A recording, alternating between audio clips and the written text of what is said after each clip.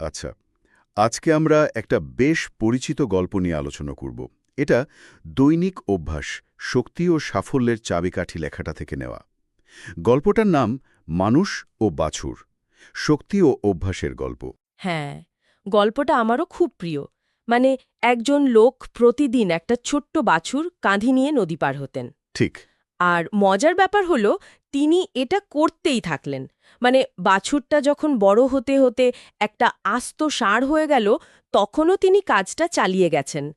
এই নিয়মিত চালিয়ে যাওয়াটাই তো আসল। একদম। বাইরে থেকে দেখলে মনে হতে পারে, বাহ, কি দারুণ শারীরিক শক্তির ব্যাপার।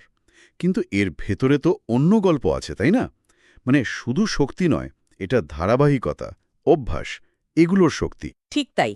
চলুন তাহলে এই লেখার আলোকেই একটু গভীরে যাই, দেখি এই সাধারণ কাজটার পেছনে কি অসাধারণ শিক্ষা লুকিয়ে আছে। মানে শক্তি আর সাফল্যের পথে এটা আমাদের কিভাবে সাহায্য করতে পারে। হ্যাঁ। গল্পের যে ব্যাপারটা আমাকে সবচেয়ে টানে সেটা হলো কাজটা প্রতিদিন করা। মানে শক্তিটা তো একদিনে আসেনি, তাই না? হ্যাঁ। ধীরে ধীরে তৈরি হয়েছে। আচ্ছা, এই যে প্রতিদিন একটু একটু করে শক্তি বাড়া, এটা কিভাবে কাজ করে? ওই লেখাটাতে কি এ নিয়ে কিছু বলা আছে? হ্যাঁ, অবশ্যই থাকার কথা।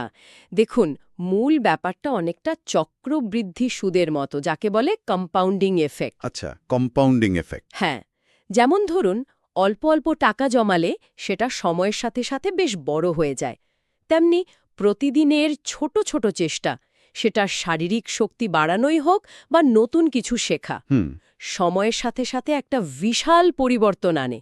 ওই লোকটি তো হয়তো প্রতিদিনই টেরই পাননি যে তার শক্তি কতটা বাড়ছে, কারণ পরিবর্তনটা এতই সামান্য ছিল। হ্যাঁ, এটা ঠিক। কিন্তু দিনের পর দিন একই কাজ করতে করতে একটা সময় তিনি ওই বিশাল ষাঁড়টাকেও অবলীলায় তুলে নিতেন।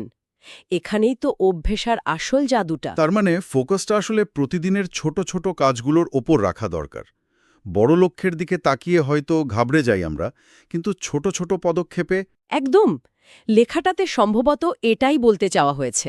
এটা শুধু শরীরের শক্তি বাড়ানোর ব্যাপার না, যে কোনো সাফল্যের ক্ষেত্রেই এটা সত্যি। যেমন? যেমন ধরুন কেউ একটা নতুন ভাষা শিখতে চাইছে, বা ধরুন একটা বই লিখতে চায়। যদি প্রতিদিন মাত্র 15-20 মিনিটও সময় দেয়, হুম। 1 বছর পর দেখবেন সে অনেকটা এগিয়ে গেছে। সাফল্য তো আসলে হঠাৎ পাওয়া কোনো লটারি নয়। এটা হলো প্রতিদিনের ছোট্ট ছোট্ট কিন্তু নিয়মিত অভ্যাসের যোগফল। ঠিক। আর এর জন্য কিন্তু মানসিক শক্তিও লাগে। ধৈর্য, ডিসিপ্লিন, এগুলোও তো জরুরি। কারণ প্রতিদিন একই কাজ করা, বিশেষ করে যখন ফলটা সঙ্গে সঙ্গে দেখা যায় না, হ্যাঁ, ওখানেই তো সমস্যাটা হয়। তখন চালিয়ে যাওয়ার জন্য মনের জোর দরকার হয়। কিন্তু এই যে বললেন ধারাবাহিকতা, এটা বজায় রাখাটাই তো সবচেয়ে কঠিন চ্যালেঞ্জ। আমরা অনেকেই তো খুব উৎসাহ নিয়ে শুরু করি, কিন্তু কদিন পরই মানে আগ্রহটা চলে যায়। এই চ্যালেঞ্জটা পার করার ব্যাপারে লেখাটাতে কি কিছু বলা হয়েছে? এটা খুব জরুরি একটা প্রশ্ন।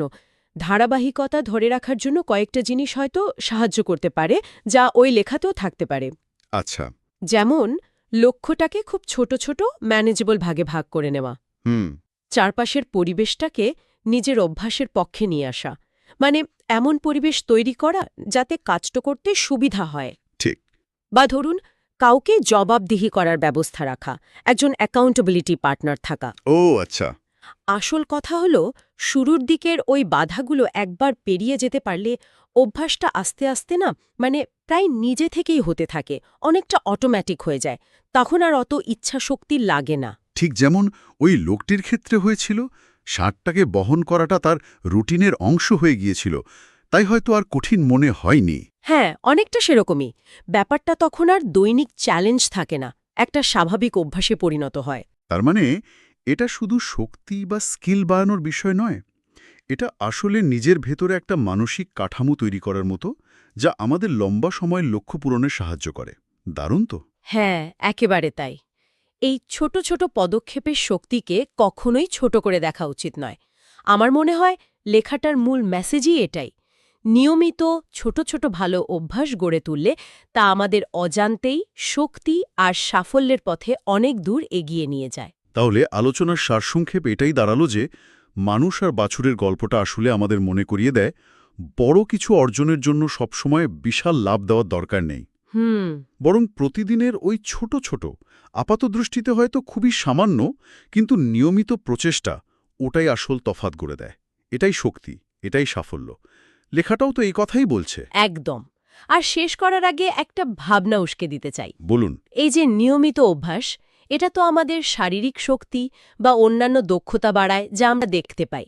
কিন্তু এর পাশাপাশি এটা কি আমাদের ভেতরে আরও কিছু অদৃশ্য পেশি তৈরি করে? অদৃশ্য পেশি মানে? মানে ধরুন ধৈর্য, আত্মসংযম বা মানসিক চাপ সহ্য করার ক্ষমতা।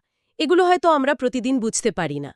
আচ্ছা। কিন্তু যখন জীবনের কোনো কঠিন পরিস্থিতি আসে বা অপ্রত্যাশিত কোনো চ্যালেঞ্জ সামনে আসে, তখন কিন্তু এই ভেতরের শক্তিগুলোই আমাদের টিকিয়ে রাখে, সবচেয়ে বড় সম্বল হয়ে দাঁড়ায়।